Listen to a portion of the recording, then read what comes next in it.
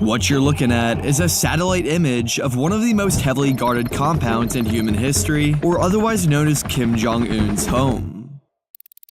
The whole property sits on about 2,800 acres and is surrounded by electric fences, minefields, and many security checkpoints. Inside the compound, Kim Jong-un's actual house is located right here, where there are many impressive amenities nearby. There's a 160-foot long indoor swimming pool, a horse racing track with horse racing stables nearby, there's a running track, although I can't imagine that gets much use, an athletic field, and massive banquet rooms located in front of the residence's largest man-made lake. While these facilities inside the walls of the compound may seem nice, what surrounds the property is even more impressive. There's only 2 ways into the property, where the main entrance is 680 meters away from the highway, giving the security time to see who is approaching.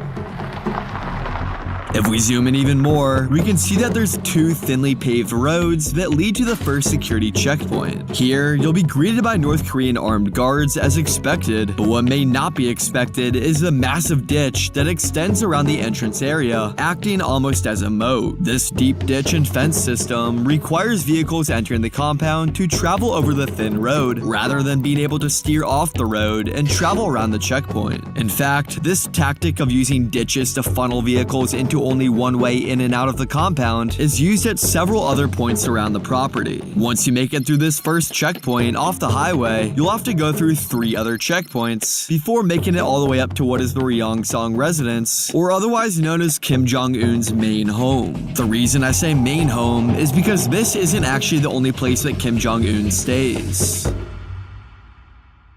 You see, in order to make it harder to track where Kim Jong-un is at any one time, North Korea has built a number of residences for Kim Jong-un to live in across the country. This makes the Ryongsong residence just one of many. There's the Kangdong residence, a little further up into the mountains, the Sinju official residence, which is located close to the border with China, and then there's even the Ryukpo residence, Samseok residence, Pyeongsang residence, Wonsan residence, Nambo residence, Yangsang residence, and many others. This massive system of different luxury residences scattered throughout North Korea is in stark contrast to the poverty and hunger that the actual residents of North Korea face daily. So how does Kim Jong-un travel from residence to residence, and what are all these residences actually like? Let's do a deep dive into Kim Jong-un's extensive network of secretive homes scattered throughout North Korea. Kim Jong-un likely travels to and from these different residences through an extensive train system. In fact, locating the different train stops through satellite images is one of the best ways to uncover where each and every one of the leaders' residences are. Kim Jong-un only travels by train because his father was extremely afraid of flying, and this fear likely carried down onto his son. This train that Kim Jong-un travels on is often compared to what traveling on Air Force One is like. There's 21 different rail cars that are all bulletproof, carrying a large entourage made up of security guards, doctors, family members, and the leader himself. The train only travels up to 37 miles per hour or 60 kilometers per hour, which means it can take several days to get from the southern end of the country to the northern end. In the case of an attack, there's a helicopter attached that would be used in order to escape. One of the closest train station stops away from Kim Jong-un's main Ryongsong residence is at the Kangdong residence, which often serves as a summer retreat for the leader. The Kangdong residence includes multiple houses, pools, another horse racing track, and of course an extensive security system. Right here is said to be the old North Korean leader Kim Jong-il's home, while this newer building to the north is believed to be where Kim Jong-un stays. There's believed to be only one publicly shared picture to ever be taken of this residence, which looks like this. You can see this is rather hilly terrain with several man-made lakes on the property. If we take a look at the walls surrounding the compound, based on the satellite imagery, the red represents the walls protecting the primary residence, the blue represents the walls protecting the inner parts of the compound, and the yellow represents the outer walls protecting from the general public, who by the way are starving, while its leaders, as you can see, are living in luxury. Scattered around the compound are these smaller buildings which are believed to be storage bunkers, holding holding fuel. These bunkers could also be used as a place to hide in case of an attack or nuclear war. Arguably the most important part of this compound, however, is the train station on the other side of the river from the compound that connects the rest of the country to this residence. From this station, Kim Jong-un can then be transported across the river by this road to the inner portions of his summer retreat. Despite the massive size of this compound, this isn't even Kim Jong-un's favorite place to stay in the summer months. About a 3-hour-long train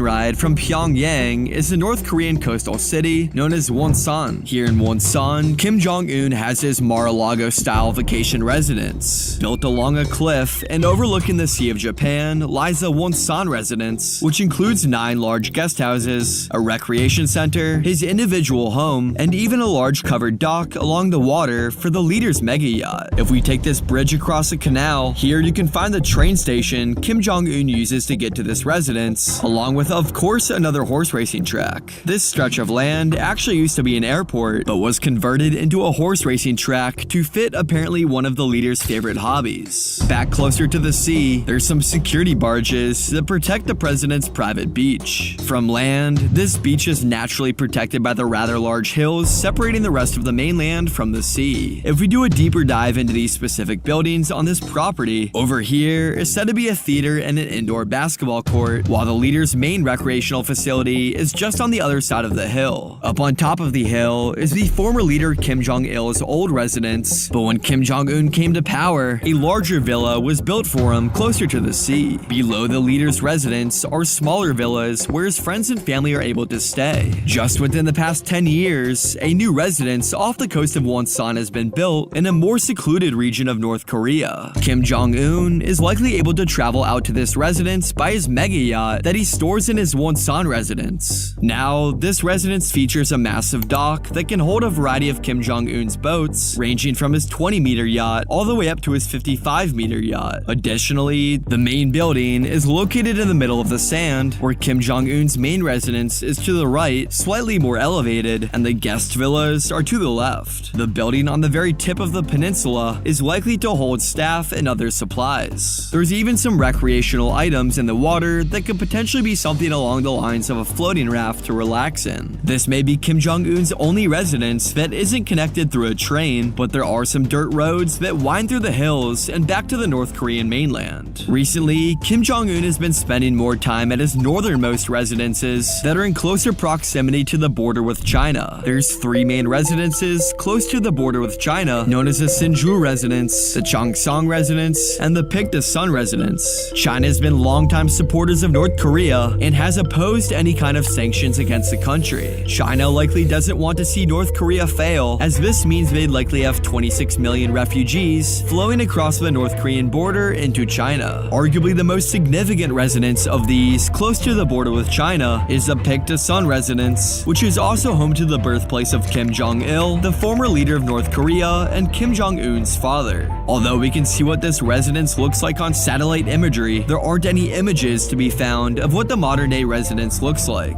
This residence is said to be the most secretive of them all because of the historical significance behind it. The few photos that are available about this residence, however, show the log cabin that Kim Jong-il was born in all the way back in 1941 when the Soviet Union was in control of the land. In fact, Kim Jong-il used this residence as the headquarters for the Korean People's Revolutionary Army to fight against the Japanese rule. This all happened before North Korea even became its own country. There's still monuments and murals here to commemorate Kim Jong-il and to signify the birthplace of North Korea. With all these different residences Kim Jong-un spends time at scattered across North Korea, you may be wondering if he actually spends any time in the nation's capital. After all, the capital of any country is where leaders are supposed to be spending the majority of their time governing their own country. Well, in Pyongyang, there's a few buildings that Kim Jong-un appears in.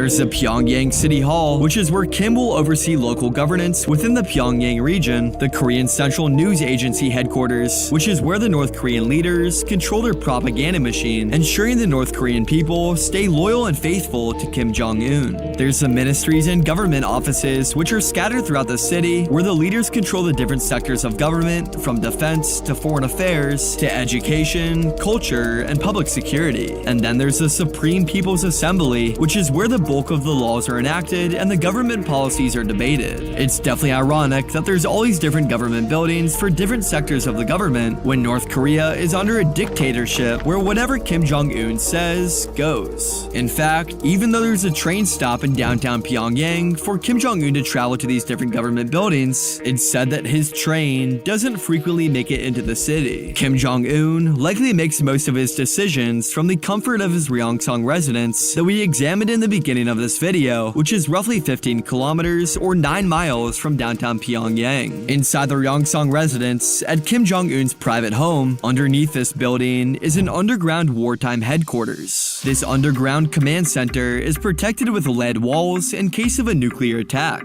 While it's obviously very secretive as to what this underground headquarters is like, it's believed that there's even an underground railroad that would allow Kim Jong-un to travel to his other residences and even potentially into China in the event of a nuclear invasion. This Ryongsan residence is also strategically located very close to the country's top missile defense system. North Korea in recent years has been enhancing their missiles, both their offensive and defensive capabilities. In fact, on December 18th, 2023, North Korea launched their most advanced Hwasong-18 missile, designed to be able to travel across the globe and hit the United States. 조선민주주의인민공화국 미사일 천국 신형 중장거리 극초음속 미사일 시험 발사에. And then on January 5th, 2024, North Korea launched a barrage of artillery shells near the disputed Western Sea boundary with South Korea. Residents of two small South Korean islands have been evacuated after North Korea fired more than 200 artillery shells into the sea off their coasts. South Korean officials called the shelling near the two countries' maritime border provocative and said it would respond with appropriate measures. 4 people were killed on the smaller of the islands. North Korea is making these threats, hoping that South Korea and other allies would lift sanctions that are placed on North Korea. Kim Jong-un argues that lifting these sanctions would provide economic help to their country, which would benefit the struggling people of North Korea, but who knows if Kim Jong-un would just use his economic support to build more residences of his own. In fact, we only covered a few of Kim Jong-un's residences, where there's over a dozen scattered across North Korea. I wrote an in-depth review of these different residences using all the information I could find across the internet, along with satellite pictures to support them, which you can find in my new Patreon subscription. I really appreciate the recent support this channel has received, and with no sponsors on this video, I'm using this as a way to further grow the channel by getting assistance into deeper research and even better editing. Without you all, this channel certainly wouldn't be possible.